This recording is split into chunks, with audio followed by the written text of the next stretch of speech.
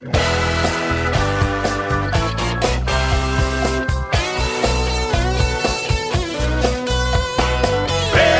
is coming, don't stand in the way. FAIRtax is coming across the USA. FAIRtax is coming, clean up this mess. We got to get rid of the IRS. Hey, hey! Hey, hey! Hello and welcome once again to FAIRtax Power Radio. I'm Bob Paxton. And I'm Ron Molero. And we are the FAIRtax guys. And we have got an episode, I tell you what, I have sweated over this one. It's hard to think that you can put 5 hours worth of work into a 30-minute radio episode, but that's what we've got in this one, but it's worth it. Yep. Now, let's harken back to episode 3 of FAIRtax Power Radio on Spreaker or iTunes. Episode 3 is entitled, Would Thomas Jefferson Think We Are Free? And it's a radio play that Bob wrote based on a short story written by our national president, Steve Hayes. He's president of the Americans of Fair Taxation, and another fellow, Charles Adams, who is also a published author. Related to John Adams?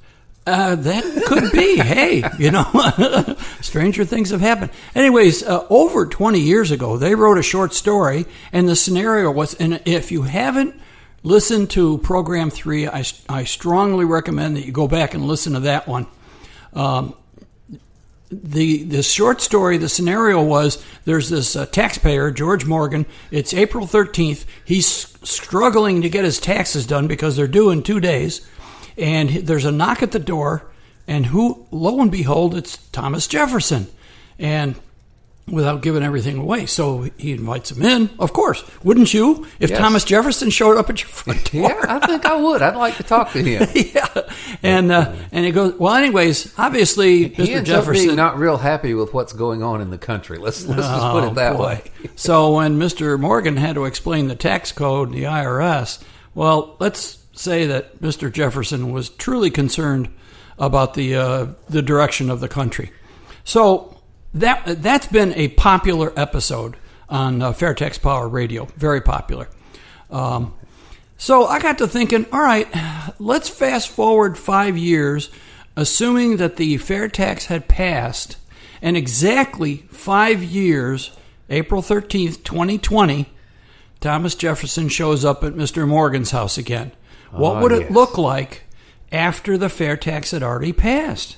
A lot better than it did before. Oh, yeah. No question about that. Yeah, Bob and I have been talking about this for a long time. And yeah, the fair tax is going to help so much. I mean, it's not just a tax bill. It's an economy bill. It's a constitution bill. I mean, it's just so much to it. A jobs bill. Jobs? Yeah, absolutely. And before we forget, we've got to give kudos and credit where it's due to a couple of radio pros, Chip Morris, who played Jefferson, and Mel Turner, who played George Morgan. We thank those guys a lot. Yeah, we're very indebted to them. I volunteered, when Bob wrote the first one, I volunteered to do the part of George Morgan, and he politely declined, and I understand why, because Mel and Chip are just so much better than I could be, being radio guys and knowing how to. Plus, Chip has acting experience too. He's active in the local civic theater. But yeah, those guys, they did the parts of Jefferson and George Morgan in the first one and in the second one.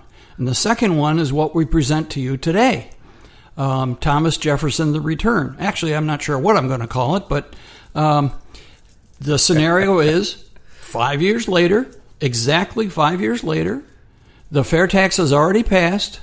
Mr. Jefferson shows up at George Morgan's doorstep, and he invites him in, and they start talking about the changes that have taken place. So I'm not going to give it away because Bob has worked incredibly hard to take all the parts. All right, and these guys are not perfect. They misstate a line. They have to stop and back up and so forth. There's sound effects that got to be put in there and so forth. And Bob has spent hours and hours and hours working on basically an 18-minute audio presentation. So, okay, well, let's play it. Hey, that's a good idea. Let's play it for him. All right. Would Thomas Jefferson think we are free, or Thomas Jefferson returns? Our story begins on the rather stormy evening of April 13th, 2020. Presented for your perusal, George Morgan, at his dining room table poring over various forms and pamphlets. Unexpectedly, there's a knock at the door. Who could that be? I'm not expecting anyone, and I need to get this work done before Emily comes back from shopping. George pushes away from the table and walks to the door. As he's walking, he remembers a visit he had 5 years ago, a visit that now seems like a dream. Standing right there is that vision from the past, the same long red hair, the same 18th century clothing, the same man that visited him 5 years ago in 2015. George was more surprised this time than at the previous visit. I can't believe this. Is it really you? Is Thomas Jefferson visiting me again? Hello, George. May I come in? George stands there in stunned silence with a million thoughts running through his head. Finally, he responds. Yes, of course. Come in. I can't believe this is happening again. I have so much to tell you. That was my concern. When I visited 5 years ago, I was dismayed at what had happened. The republic that my compatriots and I worked so hard to bring about, that so many brave souls fought and died for, was in jeopardy. What you described to me shook me to the core. It seemed that our republic, our grand experiment, was doomed. Well, Mr. Jefferson, you'll be glad to know that our republic is doing just fine now. There have been some amazing changes since the last time you knocked on that door. Changes I think you'll approve of. Changes? What sort of changes? And how can you say that our republic is doing just fine, to use your words, when only 5 years ago you were in a prison of laws implemented by a distant ruling class? Have you given up completely? George was feeling much more comfortable with his guest this time around and was undeniably pleased at what he had to tell him. No. In fact, things are turning around quite nicely.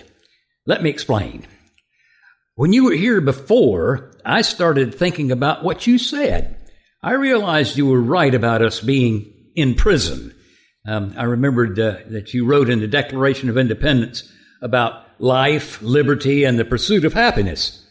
It was clear we had strayed very far from the intent of your words, and I was determined to do something about it. Then I remembered hearing about this group of people who were talking about... Revolution? You staged a revolution? I remember what I wrote to William Smith in 1787. The tree of liberty must be refreshed from time to time with the blood of patriots and tyrants. It is a natural manure. I'm not surprised that a revolution was needed. No, Mr. Jefferson. We did not have to fight another revolution, although I guess you could think of what happened as a revolution of sorts. Please, out with it, man. Tell me what happened. For a moment, George looked down at the floor, clearly embarrassed and very serious. I don't mind telling you that after your last visit, I was feeling pretty low. You were right. We were living in a prison of our own making. But I decided that I had to do something about it.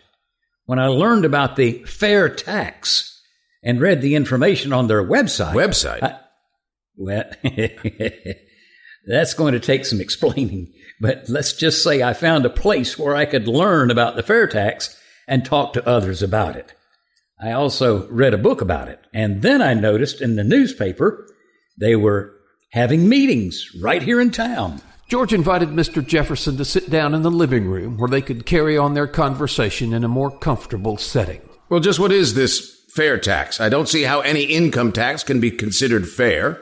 In fact, the Constitution forbade an income tax, but apparently you people ignored it. And, if I remember correctly from my last visit, you actually amended the Constitution to allow Congress to impose an income tax. How could you do that? Mr. Jefferson, please remember the 16th Amendment was over 100 years ago.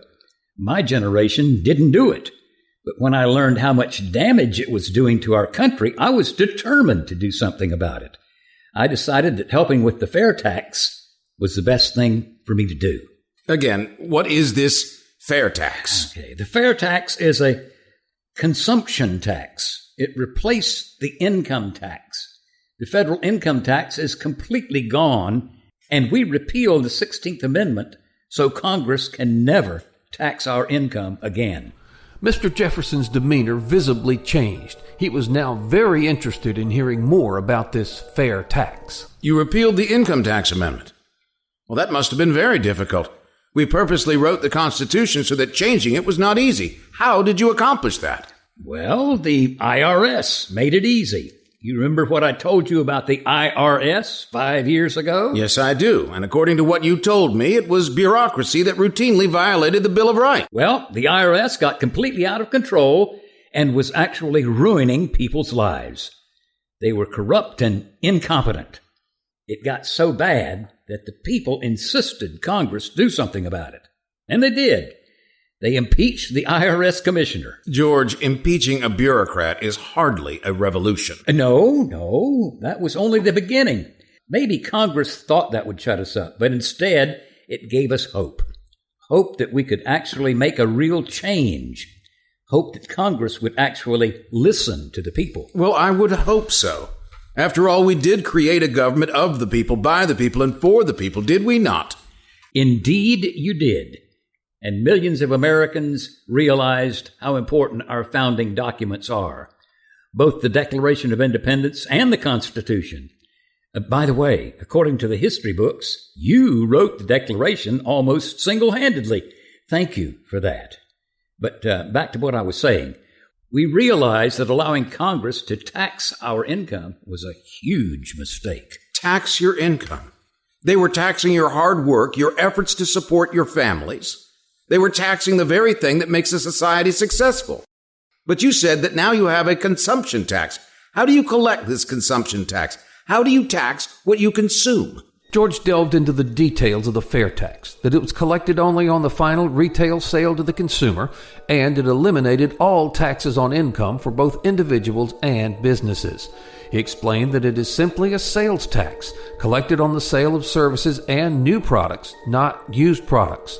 He further explained that the retailers collect the tax and send it to the state sales tax authority, who in turn send it on to the federal treasury. And since most of the states already had a sales tax, the infrastructure to collect the fair tax was already in place. Now that we have the fair tax, I never need to worry about doing an income tax return, sending all that information to the IRS. In fact, the IRS will be completely shut down by the end of the year.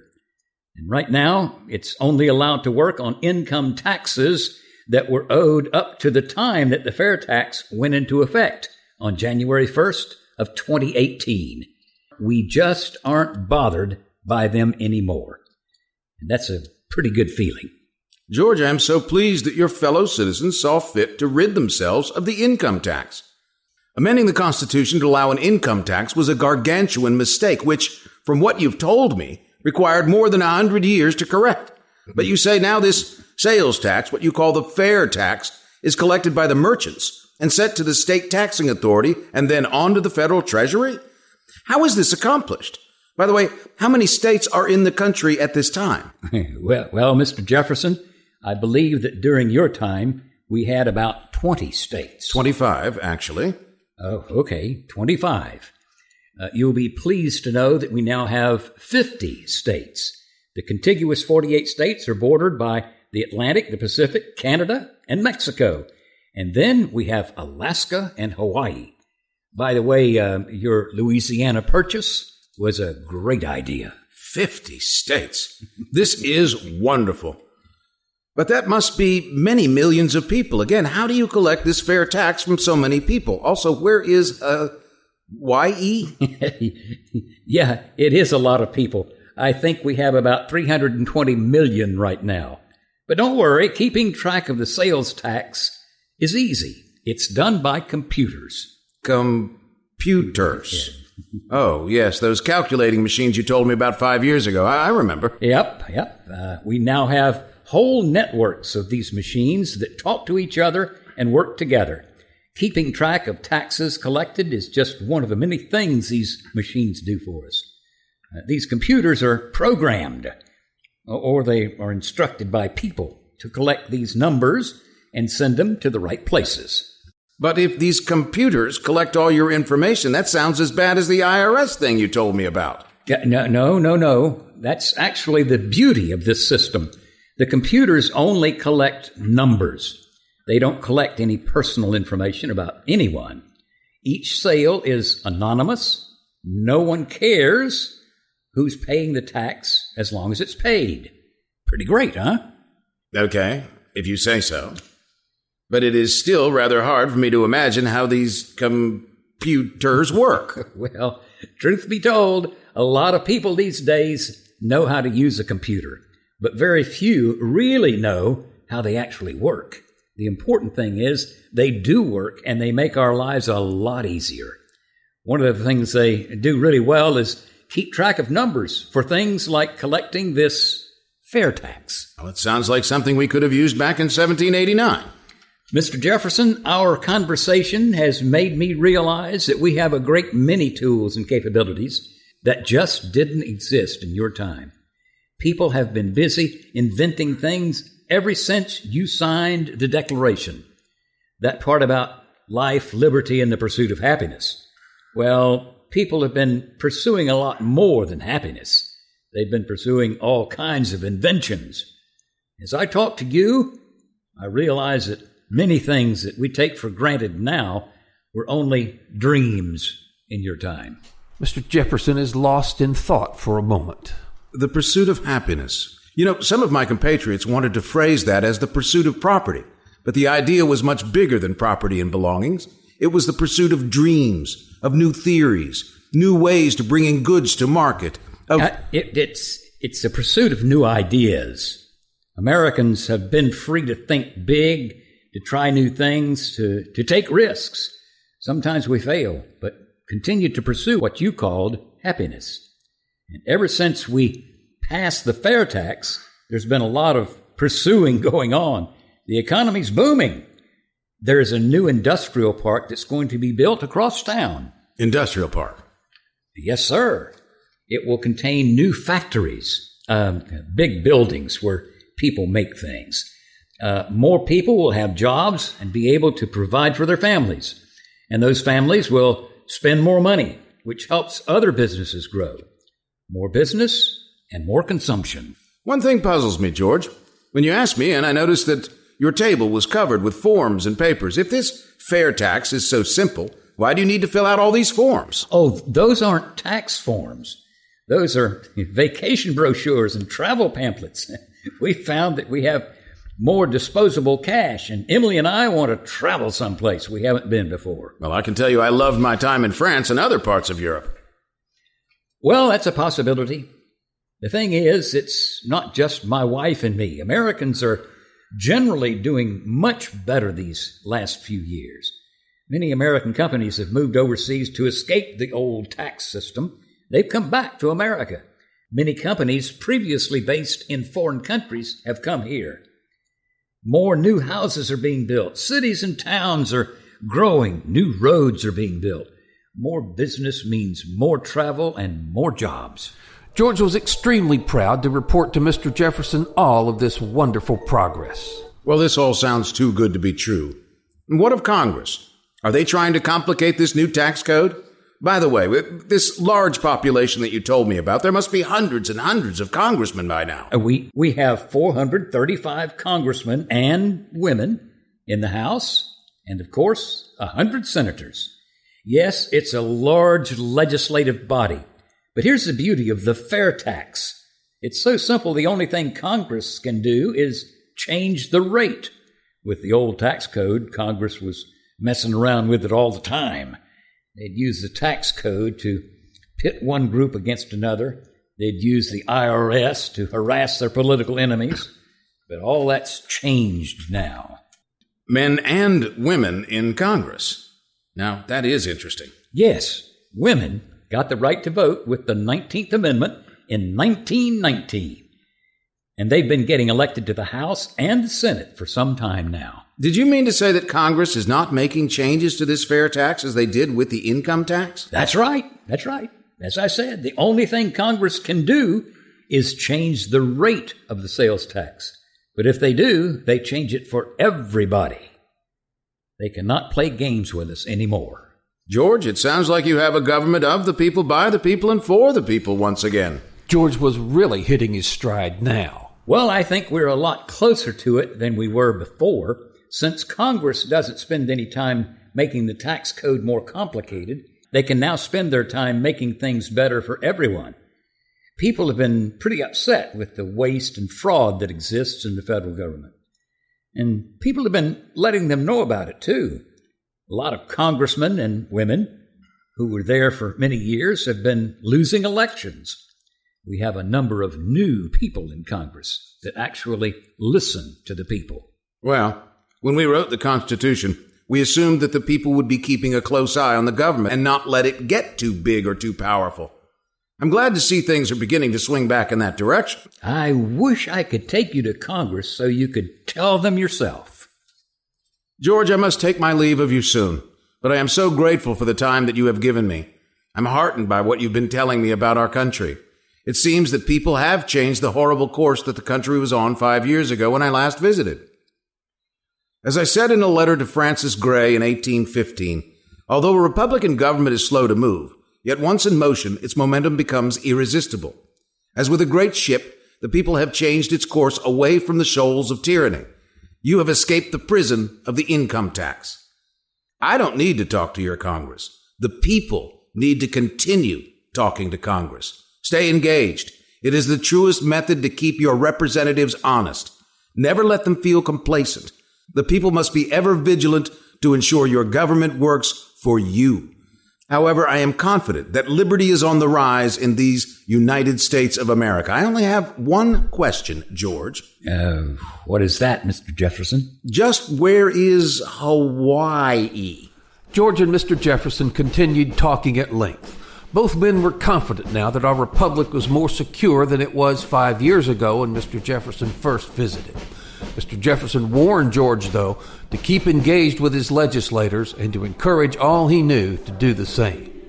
As Mr. Jefferson took his leave, George was feeling very proud of what he was able to report to President Jefferson, very proud of his country, and very confident that the United States of America once again was on the right course.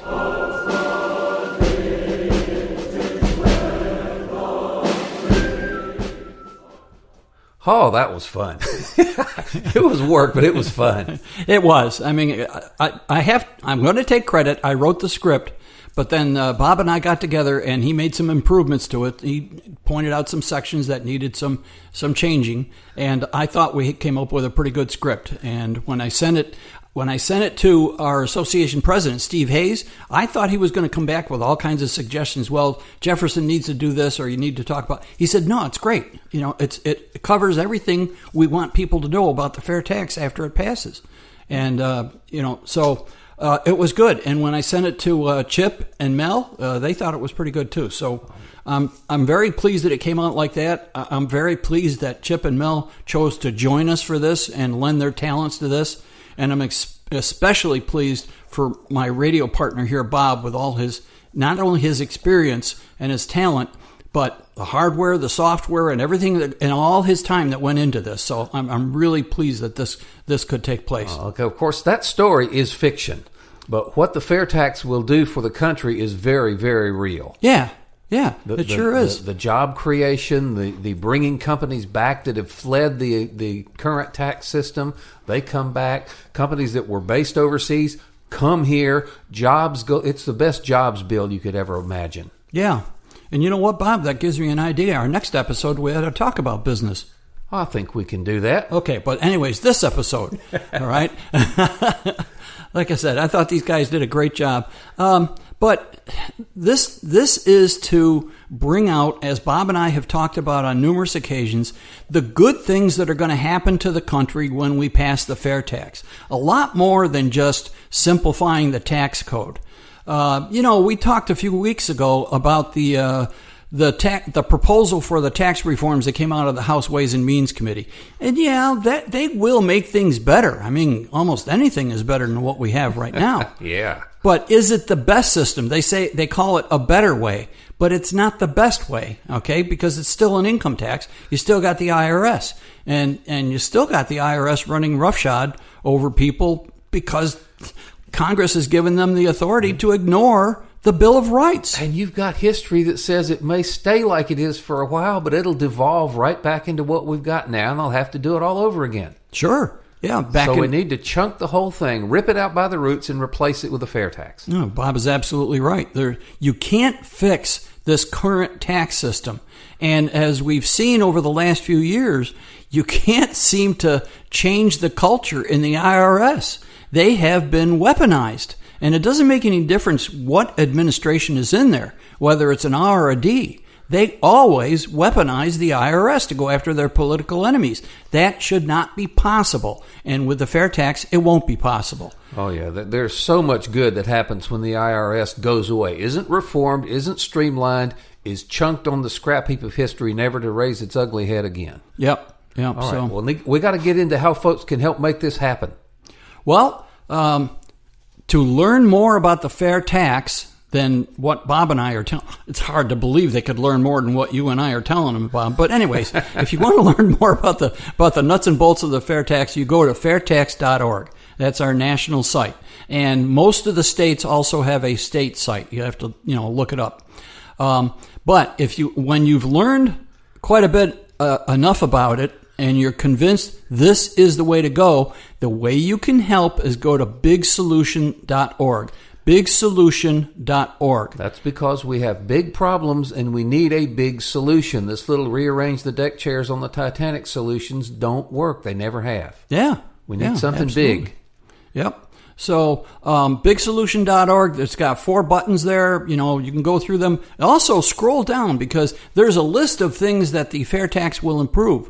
And once you find the one hot button that really trips your trigger, all right, that is your issue. And that should be your motivation for helping out. And you can help out by getting others involved, by contributing, and so forth. Just go to bigsolution.org and check it out, and please help us out. Yes, and understand you're going to have to push for this. The politicians have given us the tax code they want us to have. Yeah. And if we let them get away with just making little insignificant reforms around the edges that aren't going to stick anyway, you get what you deserve. We need to mobilize. We need to insist that our politicians represent us and pass the fair tax. Another thing you can do is call your congressman, all right, and get your neighbors to call your congressman. Tell other people about it. When they get calls, several, like 10 or 15 calls on the same issue, they talk about it, all right? So be active, be proactive. We know that's true because we've spoken to a congressman, Ted Yoho, here for the Florida's 3rd Congressional District,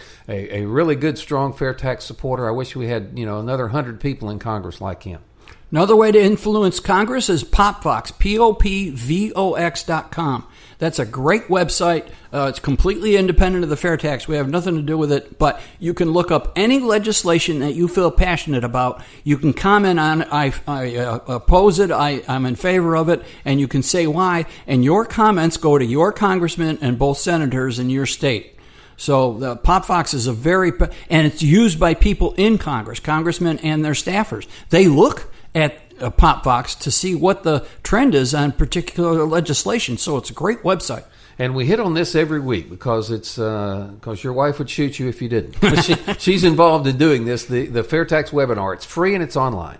Yes, as Bortz used to say, she who must be obeyed has told me, remind them about the webinar. Oh, yes. And you can go to fairtax.org/webinar. It's generally the 4th Thursday of every month. It's free. It's interactive. Do it. All right. Well, I hope you've enjoyed the presentation today. I thought that was it came off pretty well, I thought. Yeah, it's great. And, I'm very pleased with it. Again, thanks to Chip and Mel for their help. And I don't know if we'll do a third one or not. We'll see. But anyhow, that's going to be it for this edition of Fair Tax Power Radio. Thank you so much for listening. I'm Bob Paxton. And I'm Ron Malero. And we are the Fair Tax Guys, reminding you that the Fair Tax is a big solution for big problems, and once you understand it, you'll demand it. Fair tax is coming, don't stand in the